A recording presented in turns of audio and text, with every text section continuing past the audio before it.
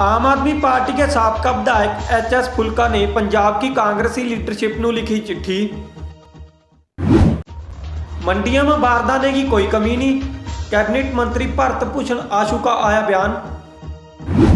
गुरु ग्रंथ साहिब की बेअदबी और बाइबल कलां गोलीकांड मामले में आम आदमी पार्टी ने दोषियों को सजा देने की करी अपील। जमानत मिलने के बाद दोबारा फिर दीप सिद्धू को दिल्ली पुलिस ने कराया गिरफ्तार। सरकार का ऑपरेशन क्लीन होया फेल, निकले बड़े भुलेखे।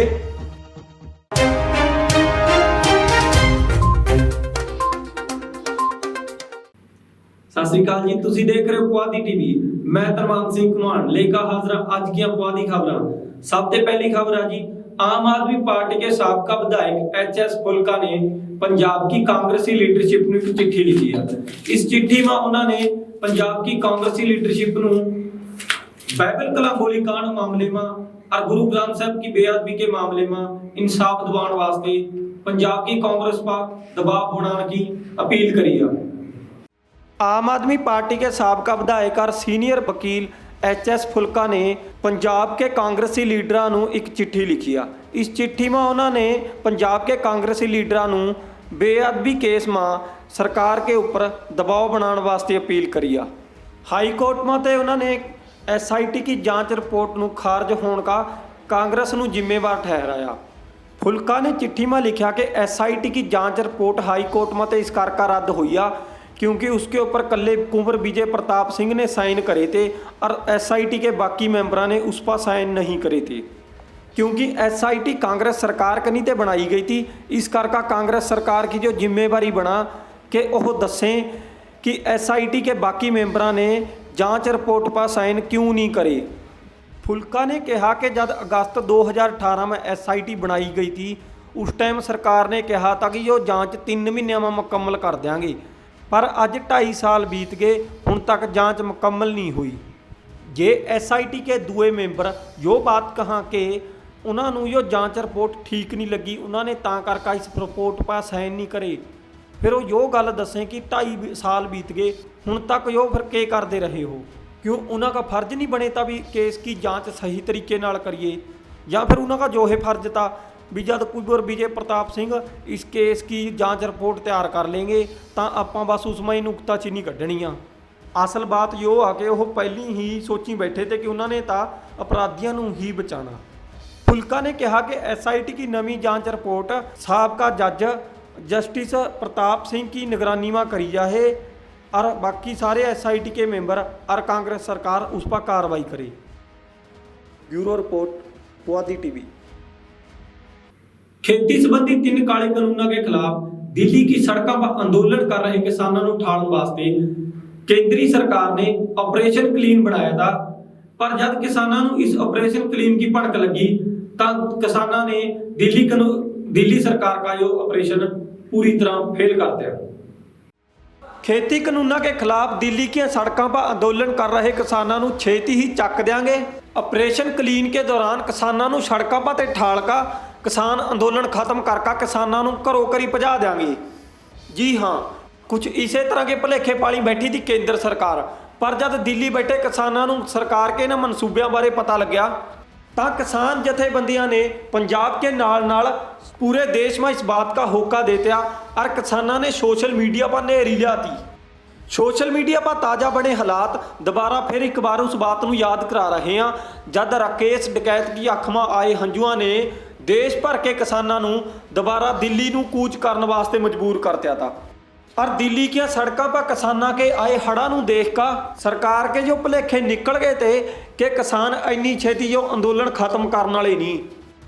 दस दईए कि हरियाणा के किसान आगू गुरनाम सिंह चडूनी ने जो बात लाइव होकर सारे किसानों को आप कही आ।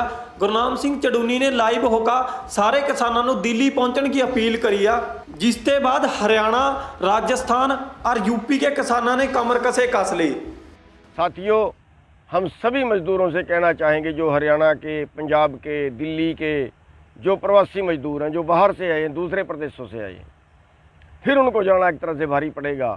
साथियों, हम उनसे ये अनुरोध करना चाहते हैं कि हमारा दिल्ली के चारों तरफ जो है वो धरने लगे हुए हैं, सारे बॉर्डरों पे।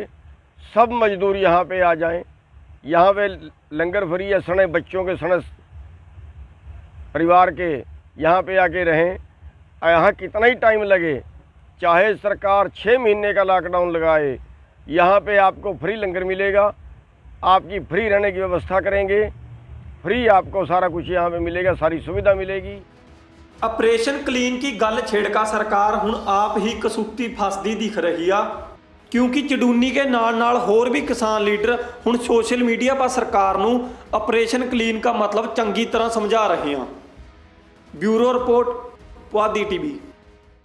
मंडियां 'ਚ बारदाने की कोई कमी नहीं, मंडियां 'ਚ बहुत सही तरीके नाल हो रही है कणकों की खरीद। जो कहना पंजाब के कैबिनेट मंत्री भारत भूषण आशू का, पर असल 'ਚ सच्चाई के आ कि 10 तरीक ਤੇ जद की बोली शुरू हुई आ, किसानों ਨੂੰ लगातार अपनी फसलां बेचण 'ਚ मुश्किलों का सामना करना पै रहा। पंजाब के किसानों ਨੂੰ लगातार मंडियां में फसल बेचण की आ रही है दिक्कत। किसान मंडियां के विच फसल तो ले जहाँ, पर सरकार उस फसल ਨੂੰ समय सिर खरीद नहीं रही। एक पासा जिथा किसानों ਨੂੰ कुदरती मारां का सामना करना पै रहा, उत्था सरकार भी किसानों ਨੂੰ खज्जल करने में कोई कसर नहीं छड्ड रही। दस दईए कि पट्टी की दाणा मंडी में कल गड़ेमारी हुई आ, जिस नाल बहुत ज़्यादा फसलां नुकसानियां गईयां। मंडी में बिकण आई हुई कणक मींह और गड़ेमारी के कारण खराब हो गई, और वड्ढण कनी ते खेतों में खड़ियां फसलों का भी हो रहा बहुत बेहद नुकसान। किसानों का कहना कि जे मंडियों में पई फसल नूं सरकार टाइम सिर खरीदे तो किसानों नूं इन्हां मुश्किलों का सामना ना करना पवे, ना तो मंडियों में पई फसल आ ओह मींह और गड़ियां का शिकार होवे, और ना खेतों में खड़ी फसल इन्ना चिर छड्डनी पवे। खराब मौसम नूं देखते हुए समय सिर किसान अपनी फसल नूं वड्ढ का हीला लावे। आड़तियों का कहना कि मंडियों में बारदाने की कमी करके फसलों की सही ढंग नाल खरीद नहीं हो रही। पर पंजाब के कैबिनेट मंत्री भारत भूषण आशू का कहना कि मंडियों में फसलों की खरीद बहुत सही ढंग नाल चल रही आ, मंडियों में बारदाने की कोई कमी नहीं, और हुण तक 28 लाख मैट्रिक टन कणक खरीदी जा चुकी है, और जो प्रक्रिया लगातार चल रही है, और चंगे प्रबंधों नाल मंडियों का कामकाज चल रहा। आशू का कहना कि किसान सिर्फ सवाल खड़े करने के मारे सरकार नूं खज्जल करने के मारे जो बात कह रहे हैं कि मंडियों में बारदाने की कमी आ। हुण सच्चाई के आ जो थारे सारे के सामने आ, क्योंकि एसी कमरे के विच बैठ कर भाषण देने बहुत आसान आ, जे सच नूं जानना तो किसानां लवा असल 'च मंडियां 'ਚ जाना पवेगा। किसान पहला ही केंद्र सरकार कनी ते बनाए गए खेती संबंधी 3 काले कानूनां करके मुश्किलों में घिरे हुए हैं। ऊपर ते सूबा ही सरकार के माड़े प्रबंधों के चलते हुए किसानों को अपनी पक्कियां पकाइयां फसल बेचण में भी बहुत ज़्यादा मुश्किलों का सामना करना पै रहा। Bureau report Puadhi TV. 26 जनवरी ਨੂੰ ਹੋਈਆਂ ਲਾਲ ਕਿਲੇ 'ਪਾ ਹਿੰਸਕ ਘਟਨਾਵਾਂ के संबंध में दिल्ली पुलिस ने दीप सिद्धू ਨੂੰ गिरफ्तार कर लिया था। उसके बाद कल दीप सिद्धू ਨੂੰ जमानत भी मिल गई थी, पर दोबारा फिर दीप सिद्धू पर एक नवा केस दर्ज हो गया। जो केस पुरातत्व विभाग कनी ते दीप सिद्धू के खिलाफ दर्ज कराया गया, जिसके संबंध में दीप सिद्धू ਨੂੰ दोबारा फिर दिल्ली पुलिस ने फड़ लिया। 26 जनवरी ਨੂੰ लाल किले 'पा ਹੋਈਆਂ ਹਿੰਸਕ ਘਟਨਾਵਾਂ के संबंध में दिल्ली पुलिस ने 9 फरवरी ਨੂੰ पंजाबी फिल्म अदाकार दीप सिद्धू ਨੂੰ गिरफ्तार कराया था, जिसके बाद दीप सिद्धू ਨੂੰ कल शनिवार ਨੂੰ जमानत मिल गई थी। पर दीप सिद्धू की मुश्किलें हुण घटदियां नज़र नहीं आ रही। दीप सिद्धू ਨੂੰ दिल्ली पुलिस ने दोबारा एक नवे केस में गिरफ्तार कर लिया। भारत के पुरातत्व विभाग कनी ते दिल्ली पुलिस में दीप सिद्धू के खिलाफ एक शिकायत दर्ज कराई गई है, जिस पर एक्शन लेंदे हुए दिल्ली पुलिस ने दीप सिद्धू ਨੂੰ जमानत देने के बाद दोबारा फिर गिरफ्तार कर लिया। दिल्ली की 30 हजारी अदालत ने जब दीप सिद्धू ਨੂੰ कल जमानत दी थी तो उन्होंने एक शर्त भी रखी थी कि दीप सिद्धू इस मामले में पुलिस की मदद करेगा, गवाहां और सबूतों के नाल कोई छेड़छाड़ नहीं करेगा। और नाल नाल अदालत ने यह भी कहा था कि दीप सिद्धू 24 घंटे अपना फोन ऑन रखेगा और अपनी लोकेशन की जानकारी नाल नाल अधिकारियों को दिंदा रहेगा। दस दईए कि लंघी 12 अप्रैल को दीप सिद्धू की जमानत की अर्जी पर कार्रवाई होनी थी, पर अदालत ने यह फैसला टाल दिया था। कल दीप सिद्धू की जमानत हो गई थी, पर पुरातत्व विभाग कनी ते करी गई शिकायत के आधार पर दिल्ली पुलिस ने दीप सिद्धू को दोबारा गिरफ्तार कर लिया। Bureau report Puadhi TV.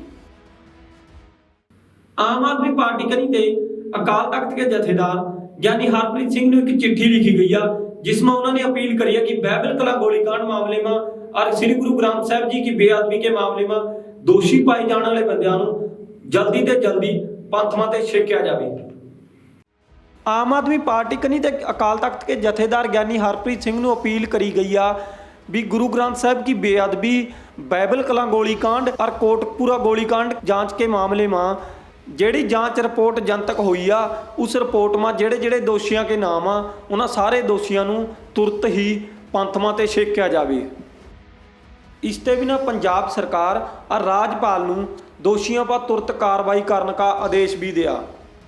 Aam Aadmi party के विधायक कुलतार सिंह संधवा और बलजिंदर कौर ने ज्ञानी हरप्रीत सिंह ਨੂੰ अपील करते हुए कहा कि गुरु ग्रंथ साहिब की बेअदबी की हुई घिनौनी घटना ਨੂੰ 5 साल बीत गए पर संगत ਨੂੰ और शहीदों के परिवारों ਨੂੰ ਹੁਣ तक कोई इंसाफ नहीं मिला।